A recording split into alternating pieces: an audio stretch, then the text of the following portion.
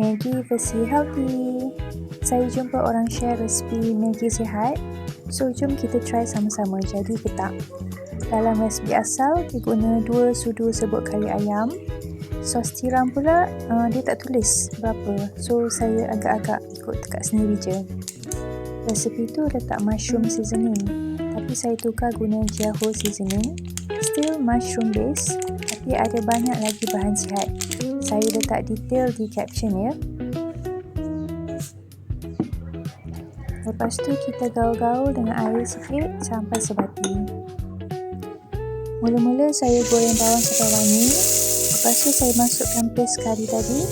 Kacau sampai pecah minyak sikit. Bila dah naik bau, saya tambahkan air.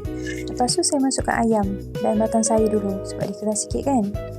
Lepas tu saya pecahkan telur dan baru masuk daun sayur dan juga mi. Untuk mi, saya guna pan mi ini. Saya beli brand ni sebab ramuan dia meyakinkan, bukan gluten free ya, tapi still better choice untuk versi healthy Maggi. Tips sikit, kalau guna pan mi ni, lebihkan air sebab dia jenis sedap kuah. Dalam video ni kuah tak banyak sangat. Last sekali kita tabur bawang goreng. Dan siap. Malam ni hujan pula tu, ngam sangat mangkuk panas-panas macam ni. Buah kita hari ni limau Bali atau kadang-kadang saya panggil limau bong. Tak tahulah sama spesies ke tak. Alright, selamat mencuba versi korang sendiri. See you in the next video. Assalamualaikum.